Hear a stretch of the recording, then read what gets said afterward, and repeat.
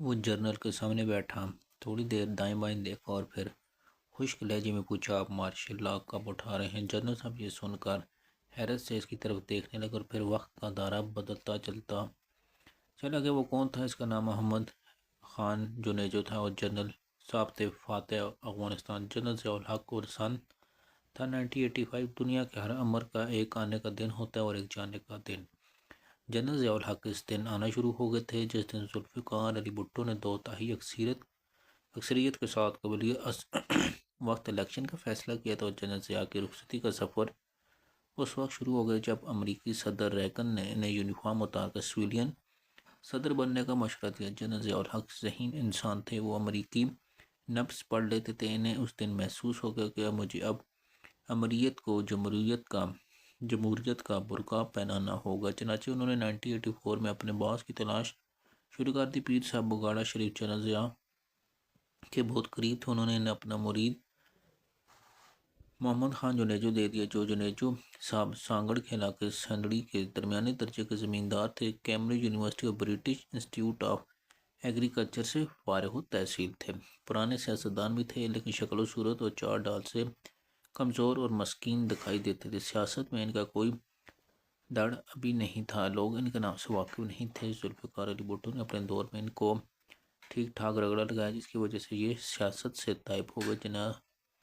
General Zia الحق نے اقتدار میں آنے کے بعد انہیں 1978 میں ریلوے کا وزیر بنا دیا، لہٰذا یہ جنرل صاحب کو اپنا محسن سمجھتے تھے۔ پاکستان کی تاریخ ہے ہمارے ہر طاقتور جنرل نے ہمیشہ ایک ایسے کمزور وزیر اعظم کا انتخاب کیا جو فائلیں پڑھے بغیر سائن کر دے اور انہیں ایکسٹینشن پر ایکسٹینشن دیتا چلا جائے۔ دوسری طرف ہر وزیر اعظم ایک ایسا کمزور آرمی چیف تلاش کرتا رہا جو اپنے لالچ میں اسے برداشت کرتا رہے اور اس کی تمام خامیوں اور حماقتوں پر خاموش رہے۔ چنانچہ وزیر اعظم اور آرمی چیف دونوں ہر دور میں سوٹیبل باس تلاش کرتے اور اس تلاش میں ملک کا بیڑا غرق ہو گیا۔ جنرل ضیاء الحق بھی ایک ایسا ہی سوٹیبل باس تلاش کرے جو آئے اور وزیر اعظم بنے، کابینہ کے اجلاس کی صدارت کرے اور چپ چاپ جنرل ضیاء الحق کی خواہشوں پر جمہوری مور لگائے۔ اس باس کا اندھا ہونا بھی ضروری ہے تاکہ اسے مارشل لا، ایمرجنسی اور یونیفارم نظر نہ آ سکے۔ جنرل ضیاء کو محمد خان جنیجو میں یہ ساری خوبیاں نظر آ رہی تھی۔ وہ بھٹو سے عداوت رکھتے تھے، کمزور اور مسکین دکھائی دیتے تھے، سیاسی تھڑا نہیں تھا۔ جنرل ضیاء الحق ان کے محسن تھے اور آخری خوبی یہ پیر بگاڑا کے مرید تھے۔ پیر صاحب جنرل صاحب کے دوست تھے، چنانچہ انہیں وزیر اعظم بنانے کا فیصلہ کر لیا گیا، لیکن اعلان کے بعد دوسرے ہی دن پہلی ملاقات میں جنیجو صاحب نے جنرل ضیاء الحق سے پوچھا، آپ مارشل لا کب اٹھا رہے ہیں؟ یہ سوال بم بن کر جنرل ضیاء کے سر میں پھٹ گیا، لیکن برداشت کے سوا اب کوئی چارہ نہیں تھا۔ یوں محمد جنیجو وزیر اعظم بن گئے اور انہوں نے اسمبلی میں اپنی تقریر میں فرما دیا، جمہوریت اور مارشل لا اکٹھے نہیں چل سکتے۔ یہ دوسرا بم تھا، لیکن پھر بم کے اوپر بم گرتے چلے گئے۔ وزیر اعظم نے مارشل لا کے خاتمے کے لیے خصوصی پارلیمنٹ کمیٹی بنا دی، جس کے بعد جنرل ضیاء الحق 23 دسمبر 1985 کو مارشل لا اور ایمرجنسی کے خاتمے پر مجبور ہو گئے۔ جنیجو صاحب اگر یہاں تک محدود رہتے تو شاید گزارا ہو جاتا، لیکن انہوں نے ذوالفقار علی بھٹو کی بیٹی کی بے نظیر بھٹو کو پاکستان آنے کی اجازت دے دی۔ بے نظیر اس وقت برطانیہ میں جلا وطنی کاٹ رہی تھی۔ پوری دنیا کا خیال تھا جب تک جنرل ضیاء زندہ ہے یہ واپس نہیں جا سکے، لیکن یہ کام جنرل صاحب کی زندگی میں ہو گیا اور ان کے اپنے وزیر اعظم کے ہاتھوں ہو گیا۔ محترمہ بے نظیر بھٹو 10 اپریل 1986 کو لاہور اتری۔ پورے لاہور نے پہلے نکل ان کا استقبال کیا اور استقبال نے جنرل ضیاء الحق کے قدموں سے زمین کھینچ لی۔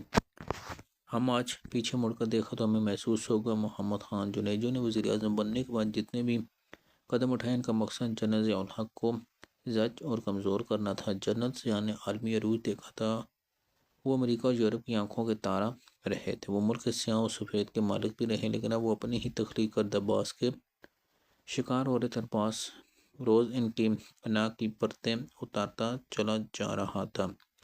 جنرل ضیاء الحق کے اعصاب بہت مضبوط تھے، وہ ہر صدمہ ہر وار برداشت کرے، لیکن جب جنیجو کارڈ سے قبل 5 مارچ 1998 کو محمد خان جنیجو نے اسلام آباد میں آل پارٹی کانفرنس بلائی اور اس پہ محترمہ بے نظیر بھٹو کو اپنے ساتھ بٹھا لیا تو یہ ان کے لیے قابل قبول نہیں تھا۔ یہ اونٹ کی کمر پر آخری تنخواہ تھا۔ جنیجو یہاں بھی پاس کر دیتے تو شاید معاملات کنٹرول میں، لیکن انہوں نے اس کے بعد اونٹ کو ٹھڈا بھی مار دیا۔ انہوں نے افغانستان پر جنیجو کاٹ کر دیا۔